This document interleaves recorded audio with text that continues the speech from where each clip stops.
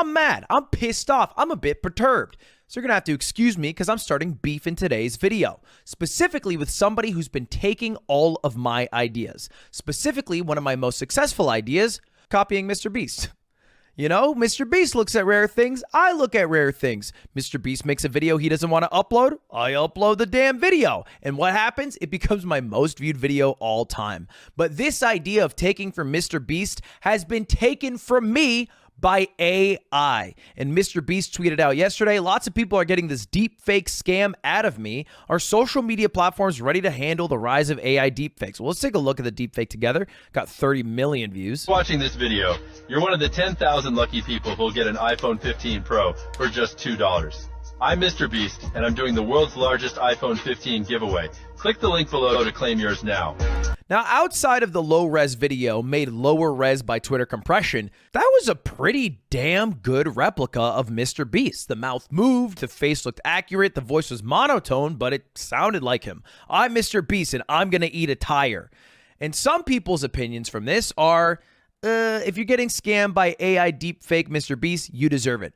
But I don't buy that, because we are right now at the floor of what those deepfakes are going to look like. 2 years ago, that wouldn't even exist. A mouth wouldn't be moving. It would be like a still picture in some choppy AI voice. Nowadays, within that 2 year time span, we have developed a lot. And in another 2 years, we're going to develop a whole lot more. This isn't some fairy tale that AI is eventually going to be able to replicate people perfectly, and the barrier of entry for anyone to create an AI video will be very small. This is fact. This will happen. It's not like the kid who died drowning himself trying to find SpongeBob. That's an urban legend, by the way. I don't know if you heard that in your schools growing up. That's not real. This AI thing, very real. Snopes says true. AI will take over everything. Life has a funny way of bringing the evil out of us.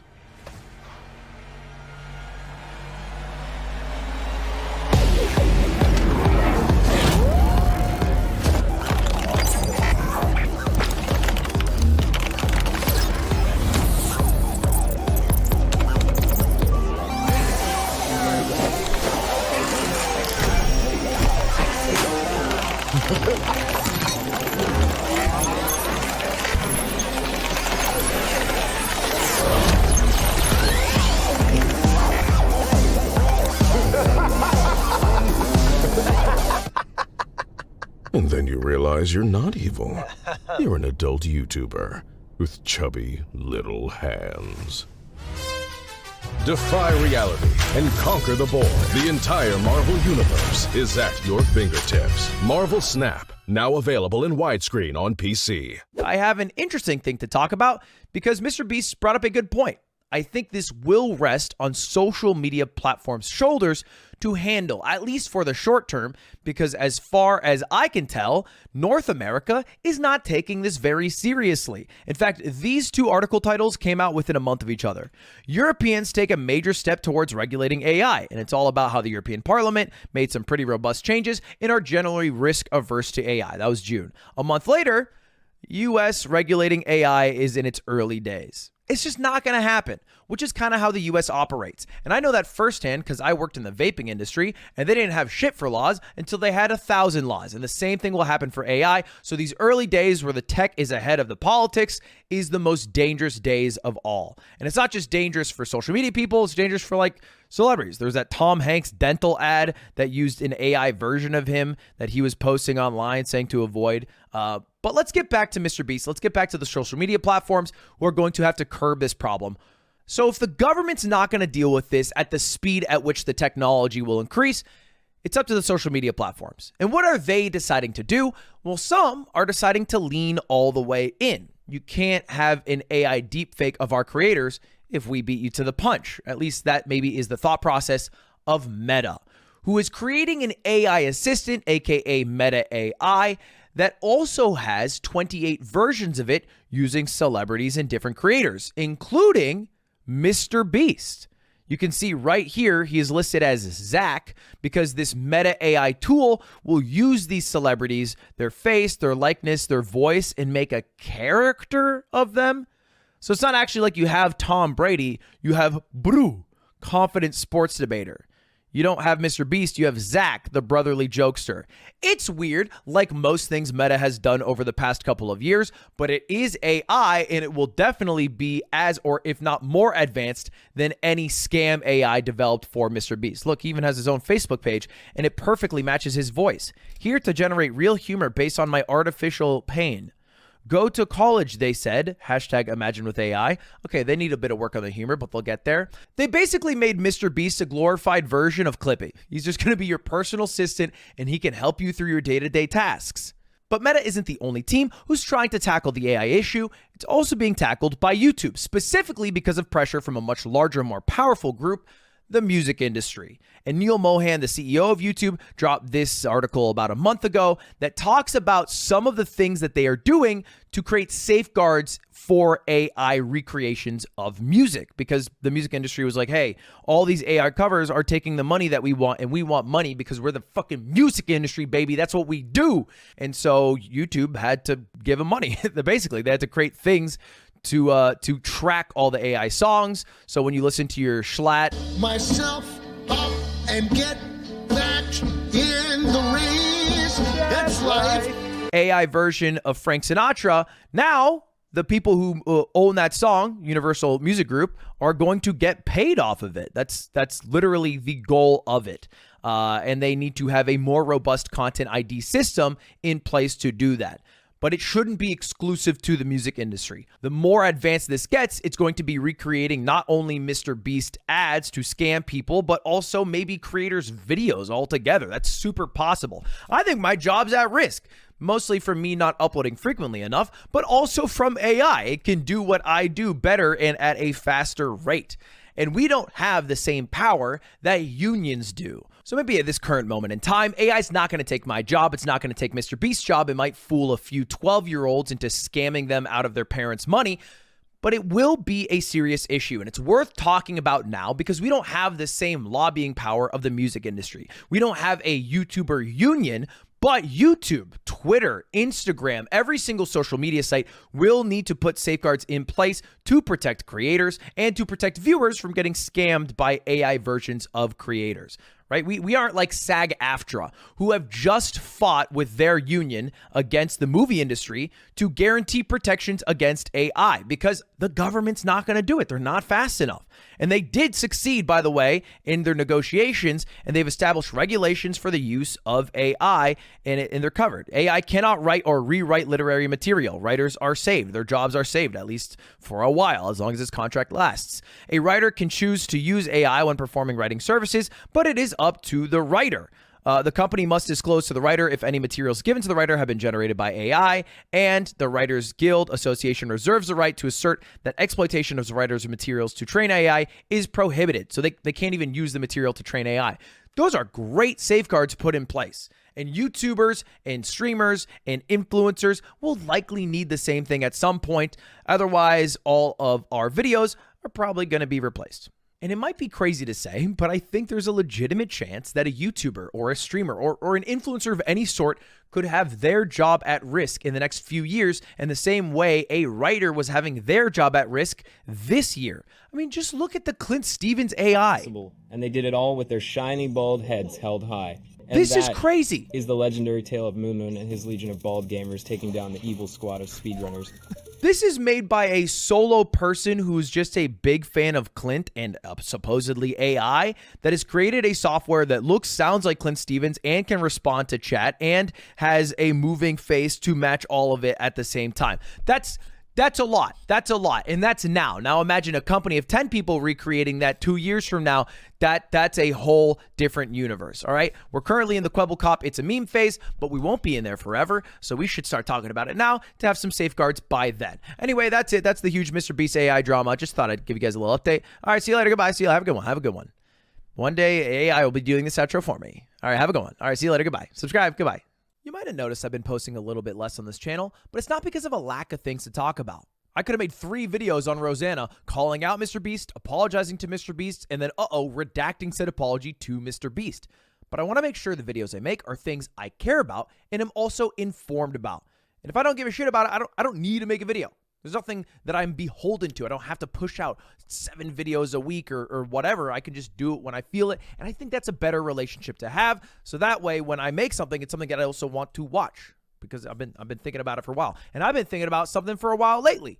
And it's the new MrBeast drama. Not the Rosanna one. There's some new stuff. Yes, it is a bi-weekly affair these days. And if you don't know, MrBeast is in some hot water because he built 100 wells in Africa. But I have a bigger theory. He's not actually in hot water. And the bigger problem we have to talk about today is dog shit journalism. But first, let's get through the context. If you didn't see MrBeast's latest upload, he said it took him 8 months of preparation to make and a whole lot of money, but he did what the title says. This is the first of 100 wells we're gonna build in this video. Oh, water! And then he did it. I mean, I didn't go look at the wells myself personally, but I'm pretty sure he's not lying. That'd be pretty bad to lie about. He made 100 wells. Families will come together. And people were happy because then they had access to clean water. Good. That's a good thing. I feel like, yeah, we could all pretty much agree. Good that there are wells where there were not wells before. Technically, I think they're not called wells anymore. They're like boring holes. I don't know. I'm not a zoologist, but there it is. And MrBeast himself, right before this video came out, said, I already know I'm going to get canceled because I uploaded a video helping people, and to be 100% clear, I don't care. I'm always going to use my channel to help people and try to inspire my audience to do the same. And then smiling face with open mouth and also cold sweat emoji attached to it. And then, just like he predicted, MrBeast got canceled. Yup. Yahoo News reports, while American YouTuber MrBeast's goal was to provide clean drinking water for 500,000 people, activists say his actions shame the Kenyan government and help perpetuate the stereotype that, quote, Africa's dependent on handouts. Whoa, pretty scathing article here from Yahoo News, and it got picked up by a couple of people. This is ridiculous. The real thing that makes these activists mad is that MrBeast solved the problem for little money and little time, showing that everything's corrupt. And Colin said, report, very journalistically, activists are upset at YouTuber MrBeast for building 100 wells across Africa. And then said, with a direct quote here, they're actually mad because MrBeast was a white male solving the problem. Quote, I've been doing this for 15 years, but we've been struggling to continue the work because of fundraising, awareness, advocacy. That all takes work, says the founder of Face Africa. And then overnight, this person comes along who happens to be a white male figure, and then he's quoting that person. And then MrBeast, and then quoted the MrBeast getting canceled. So maybe it's true. All right, maybe it's not dog shit journals. Maybe MrBeast is getting canceled because he's a white man who came in and solved this issue of no access to water for 500,000 people, which I think we could all shake firm hands about and say, that's dumb. I think it's okay. I think if he's able to use his money and his resources to help people, I don't give a shit if he is white, or if he is 6'3", or if he does occasionally show pictures of himself shirtless, looking quite ripped, but holding his balls somewhat hard. I have no problem with that, because the good he is doing is more important. But that's not what actually happened. Like, almost none of this happened. If we actually take a look at the Yahoo article, a lot of the first people quoted in this are just supporting MrBeast. In fact, this person right here is a prominent activist and said, every 5 years we get elected members of parliament and senators in Kenya, a car that's worth $33,000, but we don't have money to drill boreholes for our people. So that just more so seems to be chastising the government. And then here's the quote from the activist who called out MrBeast. But let's actually look at the quote. Overnight, this person comes along who happens to be a white male figure with a huge platform, and all of a sudden he gets all this attention. It's a little frustrating, but it's also understanding the nature of how the world is. And then she praised MrBeast for shining the spotlight on the need for clean water supply, but warned the issue's sustainability. Because what happens is a lot of people come along, they'll build a well, they'll make a borehole, but then it won't be functional in 3 to 5 years, and then they have to go back to unsafe creek water or river water or whatever. So yes, that's fair. That's a good concern to throw out there. And if in 5 years all 100 MrBeast boreholes are no longer working and all those people have to go back to creeks, we can talk about it at that point. But I wouldn't really call this a scathing activist lambasting MrBeast. The only thing that I think would perturb people is the white male figure part of it. Why is race being thrown into it? And that's a whole nother issue with, I think, a lot of people maybe in Kenya being proud and different things going on there. But as a whole, I don't really find to be an attempt at canceling MrBeast. I think it's someone who's just asked their thoughts, who is also helping tackle similar issues, right? But then if we look at back at this quote, Colin also says, others were upset that MrBeast highlighted the failures of the Kenyan government that maintain the stereotype that Africa is dependent on handouts and philanthropic intervention. Others. All right, well, let's take a look at who these others are. It turns out they are one other, a Kenyan politician named Francis Gaito, who criticized MrBeast, saying that, like he said here, Africa is dependent on handouts and philanthropic intervention. That's one dude. It's literally one person. He's right here. This is the video he made. And let me tell you, he got clowned on. The video's got 1.1 million views, 1.1 K likes, 1,000 quote retweets. People were not happy with the video that he made here. He's also just an aspiring politician, which is just different phrasing for a dude. Aspiring politician's not a job. It's the hope for a job. I'm an aspiring YouTuber with 10 million subscribers. I'm not that. What's the point? What is the purpose of this? This all started because of the sentence activists, which isn't even accurate, by the way. The activists did not say that this helped perpetuate the stereotype that Africa is dependent on handouts. That's what the aspiring politician said. The activist, singular, said a whole different sentence. This is just a misquote. It's a malattributed quote. I don't know why the fuck Yahoo News did that. But because Yahoo News did that, then Colin showed up and did the same fucking thing. Colin showed up and he started quoting activists and others. But that's not right. It was one person, one activist. It was one politician that was quoted. And then all of a sudden there's like this huge group of people who are like, MrBeast getting fucking canceled. This makes no damn sense. I bet it's the liberals. I bet it's the liberals unhappy that a white man's successful. It's not it. This is not what's going on, even a little bit, tiny bit at all. They're not following the SPJ Code of Ethics, by the way, if you're a journalism student or an aspiring journalist. This is what you should be following. The 4 pillars. I'm going to teach you it. You should remember this shit. And you ever see a journalist who's acting up, you tell them, hey, where are your pillars? Because they'll fucking know. That Yahoo journalist should know. Seek truth and report it. That's the fundamental. That's the basis of everything we report on. Act independently, right? We're not supposed to just retweet what other people are doing. You're trying to do your own fucking thing here. Minimize harm. Oh, that's a key one. Make sure that everyone is treated as a human deserving of respect. And then be accountable and transparent. All right, how'd you find your news? If you fuck up, maybe own up that you fucked up. Yahoo News and the journalist there. I don't think you follow the 4 pillars very well.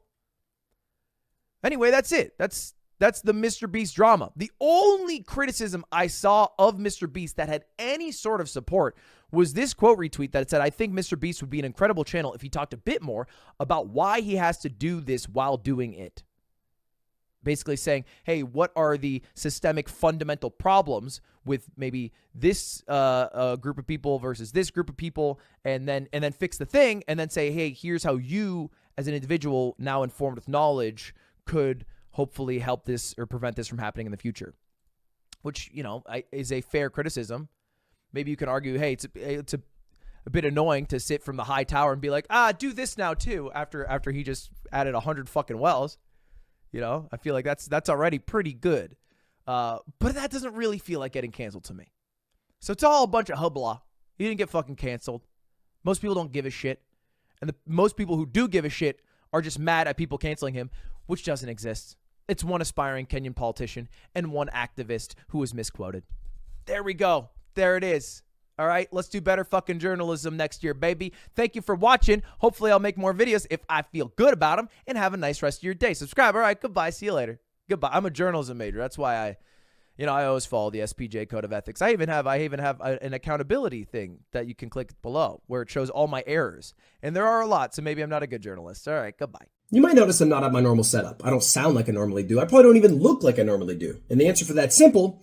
I'm in Paris. I'm on vacation with my mother and my sister, visiting my French family. And I figured I could take a week off. No big deal. Nothing major is going to happen in the time that I'm gone.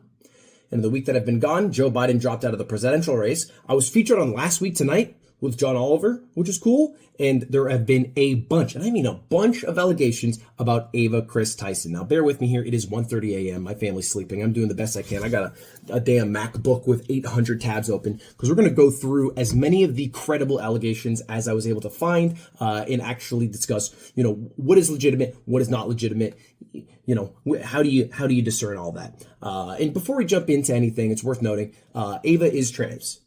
But I'm not going to talk about that after this. I think it's pretty irrelevant, right? I'm just going to discuss what actually and factually happened, the same that I did with the doc, the same that I will do with Cody Ko.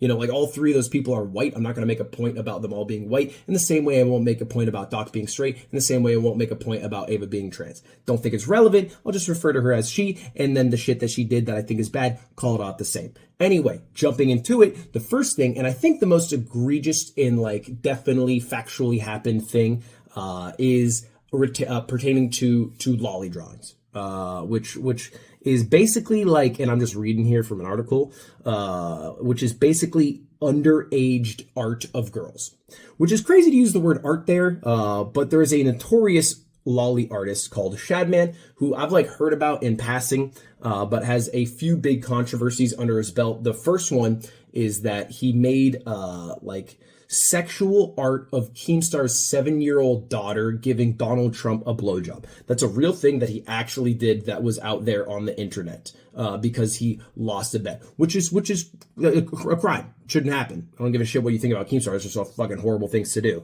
And also drew art of Daphne Keene, who is an actress who was 12 at the time, and in the movie Logan being molested and beaten up. So really, the guy went from maybe drawing Lolly, which is supposed to be fictional anime 1,000-year-old dragon characters, to just real children, human in the real world in sexual positions, which is a fucking crime, at least in my book.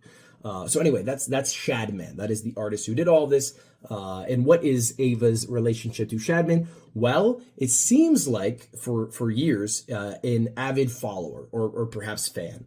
And this video by Adrox distills it pretty well and talks, I'm just going to highlight a few of the key moments here about their relationship. There are two versions of her in the show.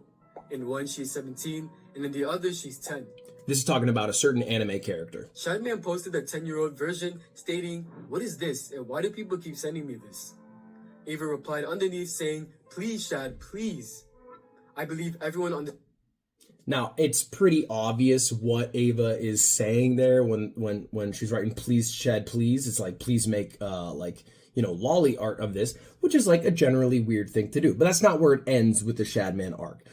It's pretty obvious based off a live stream that Ava did that she was a frequent browser of Shadman's website as well. Ava will post a clip from their live stream where they accidentally visited Shadman's website. What's even weirder is that they gave him a shout out stating, "Shout out to Shadbase for having safe for work drawings today. I accidentally put up his website on stream." Which is not only doing it, but then also tweeting it out has a level of normalcy that shouldn't exist with a person like Shadman who draws the shit that he does, right? But the most egregious part of the relationship between Shad and Ava is a drawing that people are theorizing might have been contracted, she might have paid for, or at the very least bought a print of, and that's this drawing here that's blurred out. Girl wearing a "Please be patient, I have autism" cap, pointing a gun at her mouth. She has a fidget spinner as an earring and a spade tattoo on her thigh that says BBC, which we all know what it means. On November 18, we do all know. Ava responded to a tweet from Grande and MrBeast stating, "This is coming from a guy who owns a Shad-based drawing and has it as a centerpiece in his living room." And now people thought that was a joke, maybe. Some people maybe just read this as edgy. You don't actually have a Shadman drawing. But it was later discovered this is featured in an actual MrBeast video. It's a MrBeast buying my friend or pizza driver a home video. And here is that exact drawing you can see in the corner that I assume is Ava's drawing that was in this home. So not only was talking to Shadman on Twitter, pulling up the website on stream by accident, but even buying the prints of this dude who is literally just drawing child porn. There's no other way. He's just doing that. So this is 100% true. This 100% happened and is fucked up. Is a bad thing to have in your past. And so if you've seen anything of that happened. Moving on, next allegation. Because again, these all kind of like came crashing down, similar timing. I feel like once the first allegation caught wind, a bunch more got added too. And another one that's just 100% factually true is like an old video of Ava where she shares revenge porn pics of Jeanette McCurdy from iCarly. I'll just play the clip here. How's it going, you guys? Maybe tomorrow, because Nickelodeon has that kind of power. But the link's in the description if you want to see them. I mean, I'm not endorsing people to go look at somebody else's private business, but I know that, people might want to see them, so it's there if you want it. First off, what I have to say. And then Ava goes on to say that like you shouldn't share revenge porn pics and it's like wrong to do, and people like Perez Hilton are bad for doing it. But then like does it. Like just says and presumably put the link to just pornographic pics of Jeanette McCurdy in the description of like I'm assuming a YouTube video here. So this happened. It was a weird thing to do. It felt like it was an attempt at being journalistic or thorough, but was actually just a fucked up thing to do. So that 100% true. Next, there are these screenshots and screen recordings of tweets that are going around that have a bunch of likes and views on Twitter. And I'm just going to share them here real quick. You can see, "We could play Fortnite. I beat you last time." This is the presumably 14-year-old who was talking to Ava, who was allegedly 18 at the time. And then, "You don't want anything expensive for your birthday? I could spoil you. I don't know. It's fine." These messages are just fake. These are just 100% fake Twitter messages. I don't know how so many people got tricked into believing them.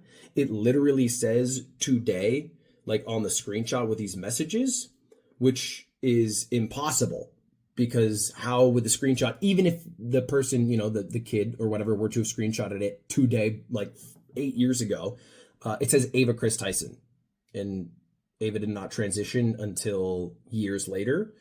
So if this is from 2020 and Ava didn't transition until 2023, how is it possible that the screenshot exists and says today? The answer, because it's fucking fake. And it's even just fake by reading it. I mean, look at this shit. It's Ava going, "I love you. Oh, I meant I love playing Minecraft with you." Obviously fake, insane that people believe this. I think a lot of people honestly are people who might have just hated Ava and then trying to find a reason to hate Ava. There are valid reasons to do it, like the Shadman one, right? Like the Jeanette McCurdy thing. That is a valid reason. You don't have to make up shit. I think that's pretty fair. Don't make up shit to be mad at someone for when there's legitimate shit to be mad at them for, right? The next one is a Snapchat conversation that's been going around that has just like a few sort of out of context messages, just like saved messages, archived messages from Ava. One of them is like sharing that Belle Delphine is going to sell bath water. Another one is just saying, "Thanks, Dad." And this is a trend we'll see later on. We'll talk about that in a minute, but that's something that Ava does a lot. And then just other conversations, like vague posts. Nothing too weird, but bear in mind, these are Snap conversations with like a 14-year-old when Ava was like college age, I believe like 19 years old. And these are 100% legitimate. It comes from this guy, Young No Name, and said after posting these pictures online, I'll only say that in regards to the Snapchats and messages that went crazy that I took down, it is weird to send those messages to a 14-year-old because Young No Name was 14 at the time, but it never went past the edgy jokes at all. As for all the other stuff, I can't say. And then went a little more defensive today and said most of these texts by Chris Tyson were taken with no context and they did not go further than the jokes in the snaps. Chris could have been replying to anything I sent. There was no bad intention of the messages between us. The other stuff I cannot speak for. So basically saying like, after posting the messages himself, it was just edgy jokes. But this is a trend of Ava sending edgy jokes to like teens, right? Like younger teens, while being like, 19 years old, sending it to 14-year-olds. Because it didn't just happen with Young No Name. It also happened with this guy, Nathan, who made a video, and I'll just play a clip from here. I was definitely uncomfortable at being called daddy by a 20-year-old. Even just thinking about it now, it's just uncomfortable. And now you might be wondering, like, okay, how do you even end up in a position as like a 20-year-old, 19-year-old, whatever it is, talking to, 14, 15-year-olds? And it seems like a lot of this started from work. These are basically all people who at one point or another were part of like a Discord server and acting as Discord mods.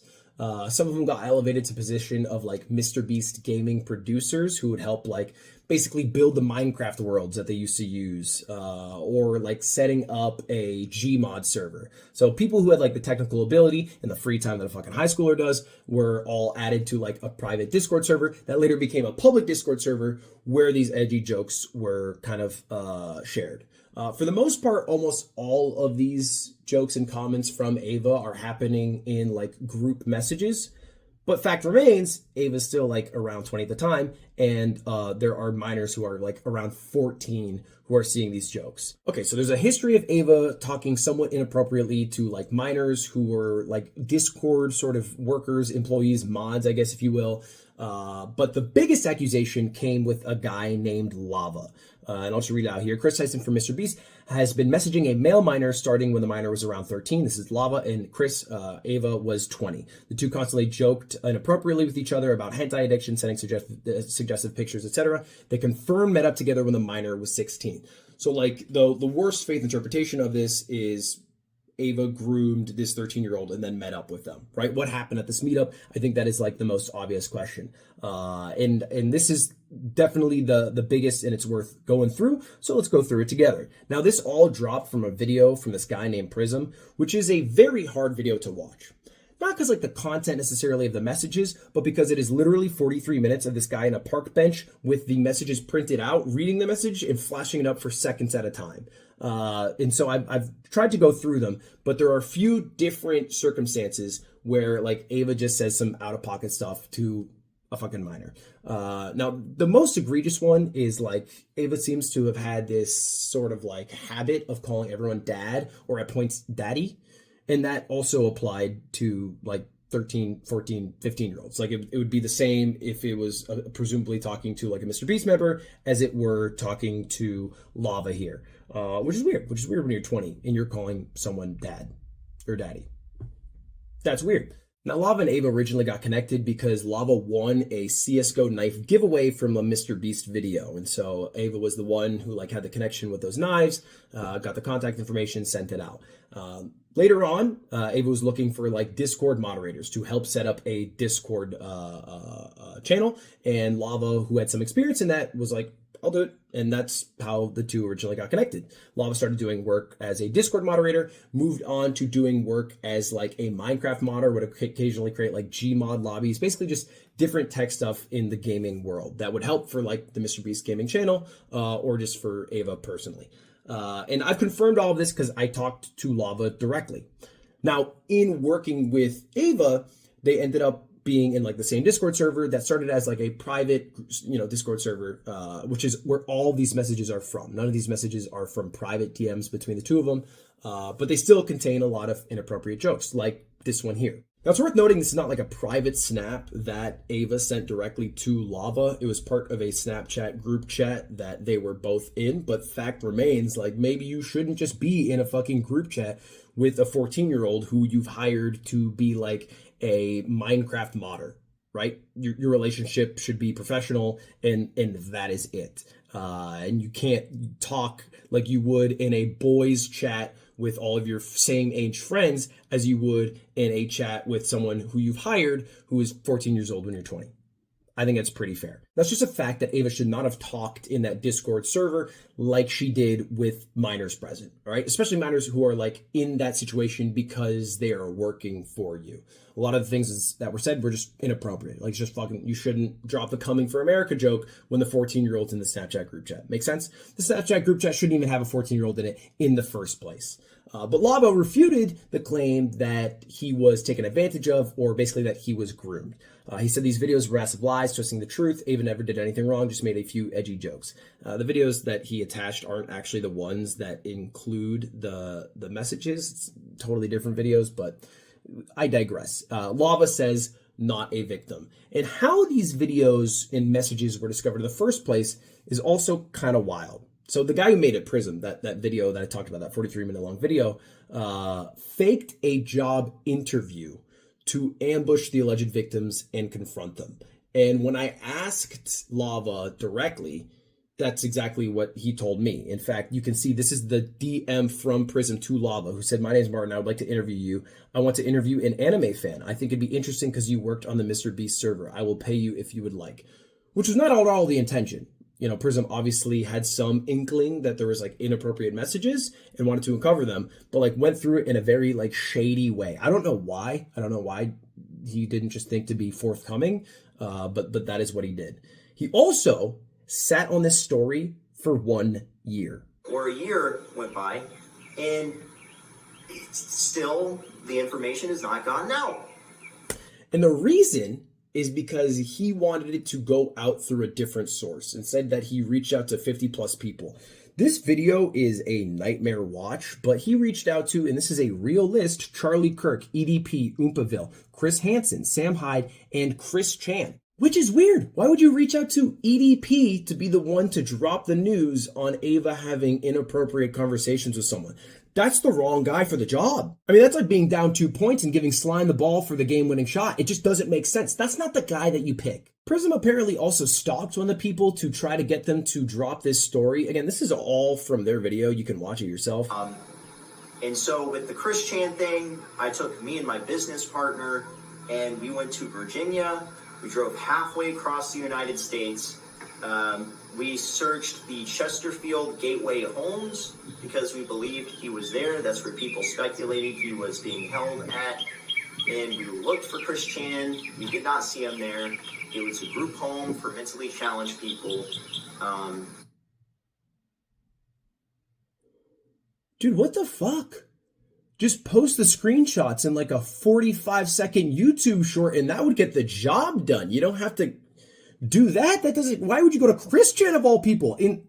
That's insane. That's a whole other story. As far as Lava's opinions, it wasn't that. But I do think it was severely inappropriate conversations that you shouldn't be having with a 14-year-old. As far as the meetup, that's the final kind of hole in this story.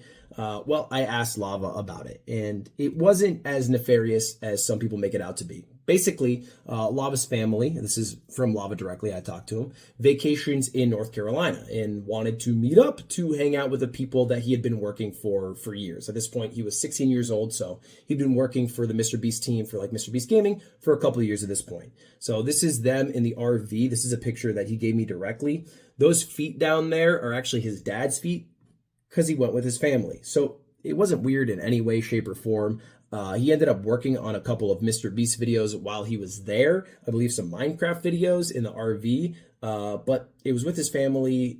Nothing weird happened. It was totally just to hang out with the people that presumably he idolized, looked up to, and also worked for.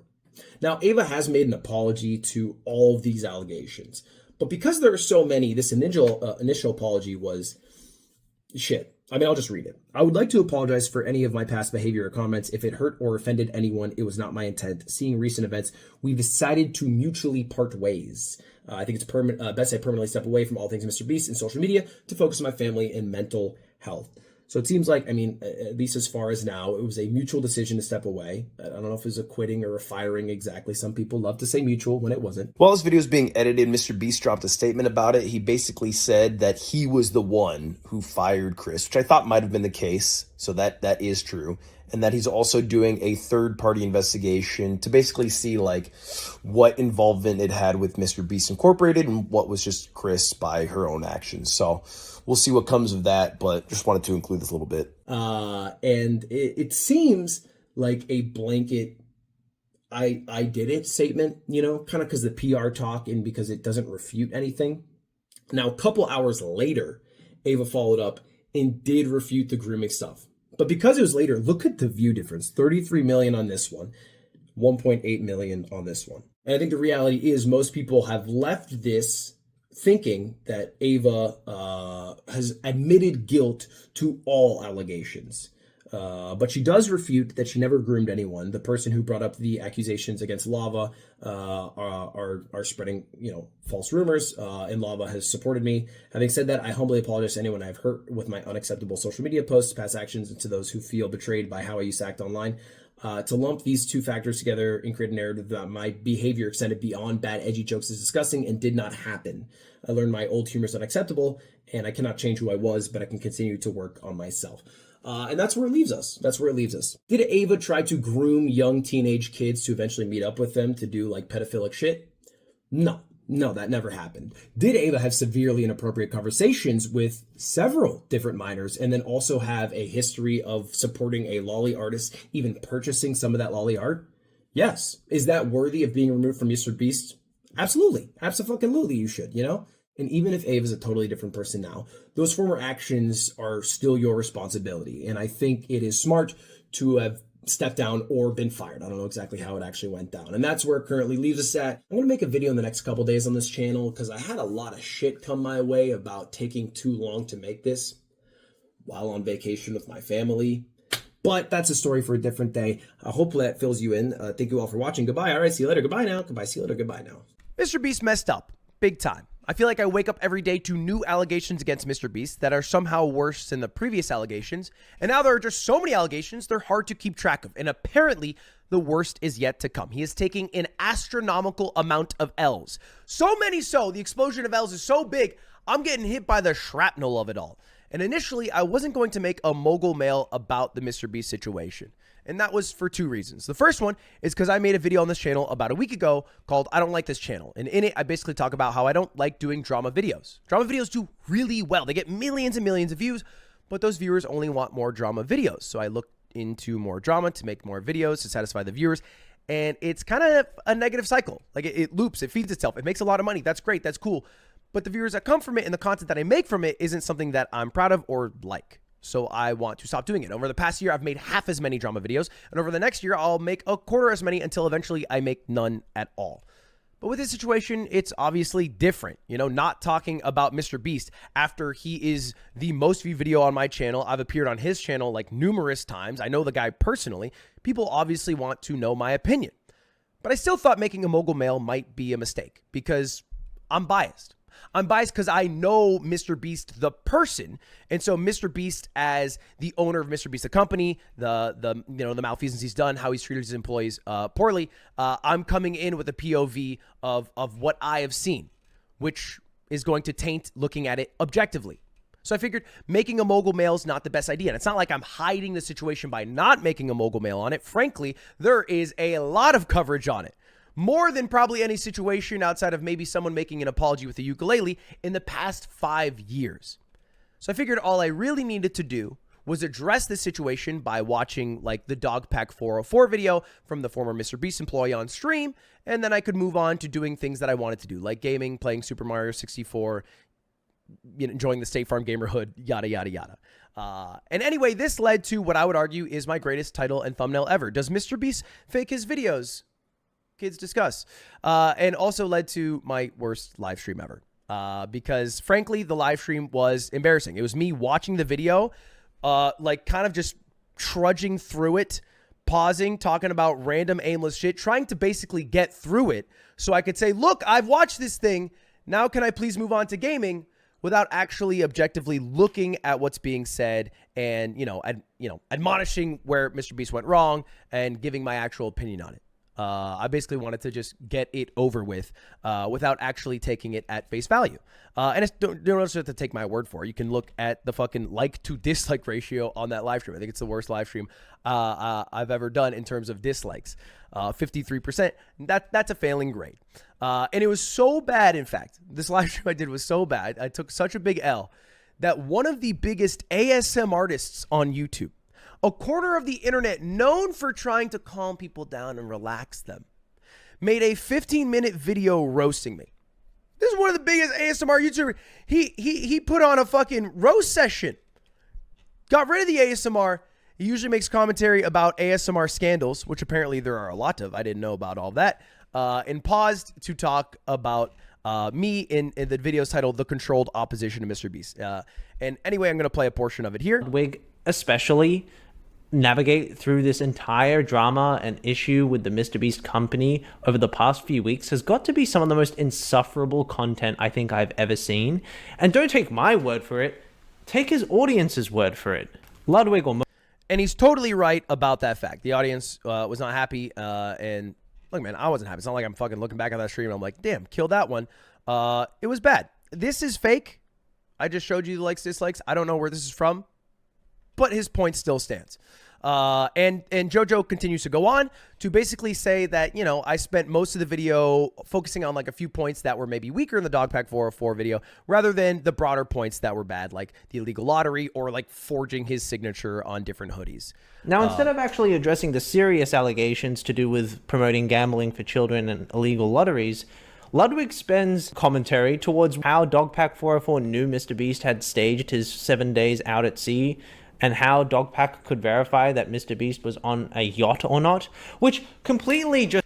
Now, just to push back a little bit here, I did have a conversation with Dogpack 404, the creator of the video. He turns out to actually be a Ludwig viewer. If you look at his most recent video, there's even a point in it where you can see, like in the sub box, my little face is there doing the smile thing, and I am live at that moment.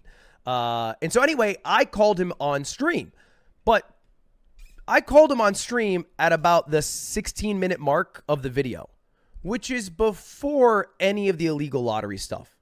So when I called him, I asked about what happened in the first 60 minutes of the video, which the video is a slow burn and starts off with a lot of stories about things being fake on the channel and whatnot, which surprised me. Right? And this is the exact clip that I talked about. On the 4th day of 7 days stranded at sea, you can clearly see there's no one in the shelter. These are their empty beds. But after a hard cut, magically 5 people are awake, and 2 of the boys have bright yellow raincoats that they didn't have when it rained on day 2. And after standing the whole night, completely soaked... You didn't spend the night soaked, Jimmy. You slept on the production yacht. It's ironic because this is one of the...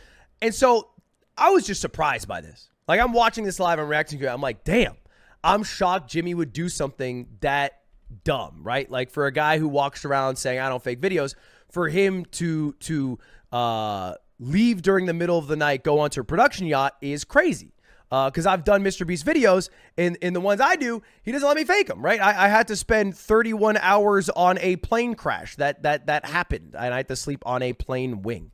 And so I was curious if this was either Dogpack extrapolating from the screenshot of them not being on the screen, that they obviously must not be on the raft. Where are they? Well, Jimmy's rich. They probably bought a yacht. Or if he had some insider intel. That is basically what happened. And this is where the initial allegations of controlled opposition started. And so for context, this is me having a call with Dawson, the Dogpack. Did you work on that video, or are you going off the video? Dude, you are controlled opposition. What does that mean? It means you're trying to get me to reveal confidential information and break my NDA. I don't know what your NDA is. I'm trying to ask questions about the freaking thing. Oh, you know what an NDA is? I do. Yeah, but I don't know what your NDA covers. Okay, what should I not ask you? About any videos that I worked on. And so Dawson just said not to ask him about any videos he didn't work on. But, you know, to be clear, I asked him when he worked at MrBeast Incorporated first. I signed the first NDA February 22nd, and then, yeah, it was like April 20, whatever they said, April 20. So basically February to April, even May or whatever you want to say, of 2024, of this year. That's when he worked there. But this video, 7 Days Stranded at Sea, came out August 2023. So I didn't think I was asking a question that broke his NDA. I thought I was asking a question about some intel he might have heard from a former employee or like, you know, someone he had worked with in the past, not anything that he knew that he wasn't allowed to divulge. So point aside, ultimately, it doesn't matter because I did watch the rest of the video and I did see the illegal lotteries, right? The forging the signatures and didn't make enough comments about how that was wrong to do. And like, frankly, it is fucked up to sell hoodies that have your signature that somebody else signed on your behalf is wrong, right? You shouldn't do that. They should just sign with their names. It's fine if you get a hoodie and it's signed by like Tyler instead of MrBeast, but you just can't have Tyler sign on behalf of MrBeast. And personally, I think MrBeast should do right by those people. He's rich, fucking refund him, right? And then the illegal lottery, the same thing. When people do illegal lotteries in the United States and it goes to court, what happens? They give all the money they made from those illegal lotteries back, and they prove that their business practices have changed so it doesn't happen in the future, right? You know, he might even be able to go one step beyond and not do like the shady cereal box thing where it's like impossible to sign up for free and make it a little easier on people. But what helped most of all was after that first stream, I just talked to Dogpack offline. But talking to him online was a much worse environment than talking to him offline. And he gave me good perspective, which is that, look, I know MrBeast the person. And with my experiences with him, I came to the conclusion that, I thought he was a good person. I thought he was doing right by people. I never worked at MrBeast Incorporated. I just know as like talent on shoots how he operates. And Dogpack came with the POV of, well, look, dude, you don't know MrBeast the company, right? Or MrBeast like the CEO or whatever the title he has at his company. And the things he does there, they don't operate well, all right? His employees aren't being treated right. And that hits home to me. Like, I like treating my employees well. I mean, I made my company a workers' co-op. That is very important to me. It is not something that I take lightly. But I had to divorce the idea of like this guy that I knew and what I think about this guy versus how he operated his company and the bad things his company did. Now, so that first video, that was the main issue with it. And that was wrong. It was a shit live stream. Anyway, JoJo goes on to then talk about the most recent live stream I did, which was reacting to the second Dogpack video. And this one is an interview with Jake Weddle, a former employee who became a contestant, and the bad conditions he had as a contestant on a 30 days in solitary video.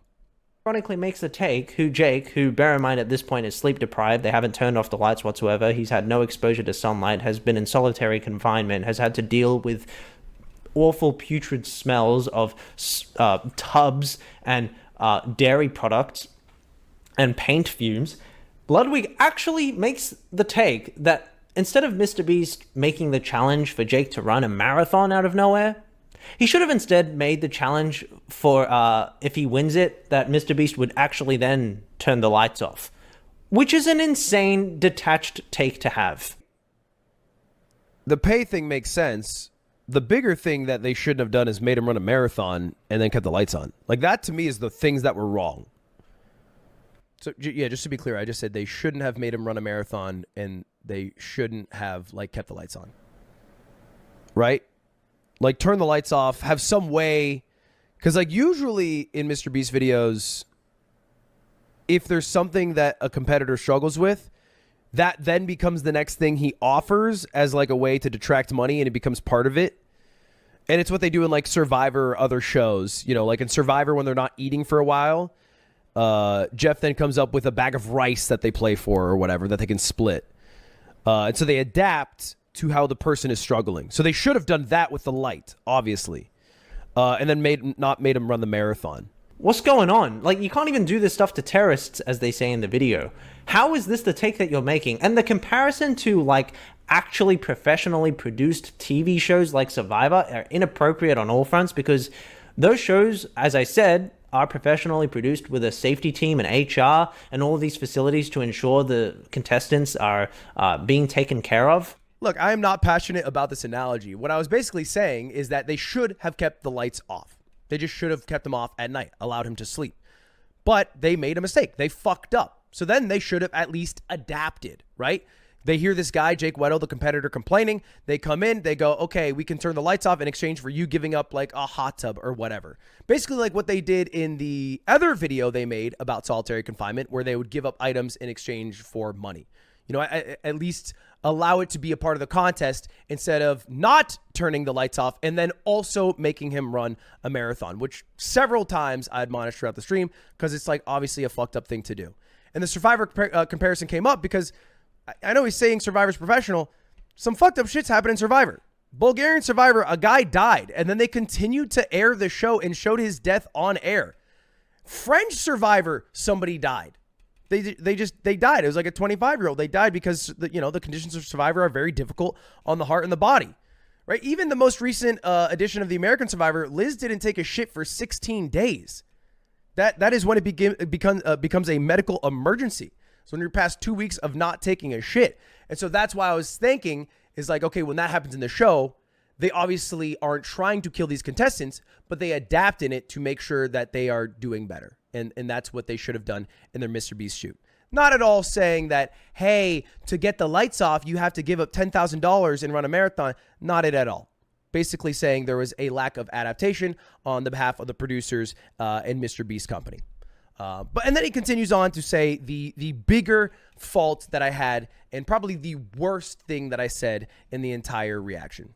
And the other take that Ludwig had said several times in the stream was, well, if he was having trouble, he could have walked away from this challenge whenever he wanted. He could have just stepped away. I mean, it's his decision at the end of the day. He didn't have to be there. I empathize with the difficulty of the challenge, but ultimately you know what the challenge is when you go into it. And I think you can walk, right?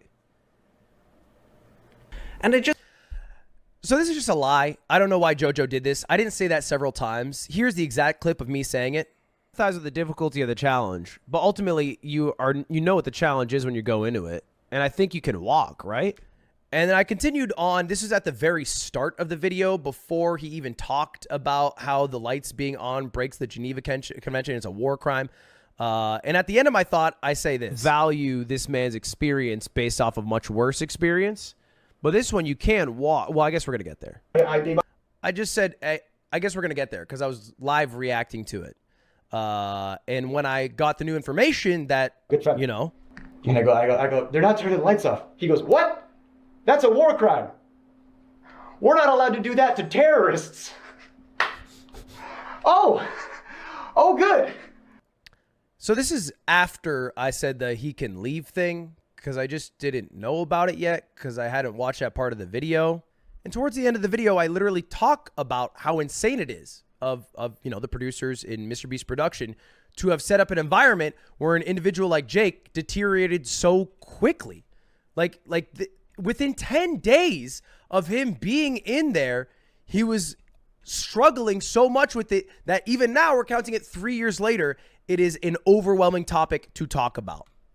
But what's more interesting to me is how quickly he deteriorated in the smaller time frame. You know what I mean? Like, I guess that's how tough it was for him to be in that environment. And the lights on and the smell and all that he was describing.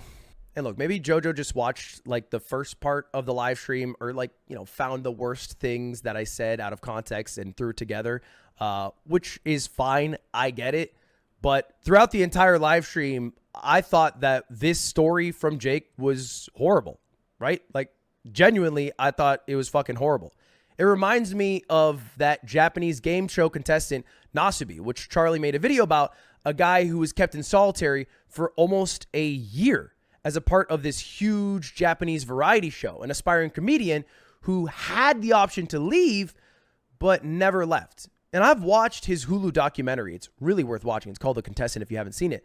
And so for everyone whose position is, oh, he could leave whenever he wants, it's not that easy. And I talked about this on my live stream. I mean, I don't even think like it needs to be that deep. Like, I just believe like if you are talent, like Jake Weddle was for the shoot, that like it, you know what's a good example? Really, fuck man, here's a homework assignment. If you guys haven't seen this shit, not even homework assignment, it's just a good video.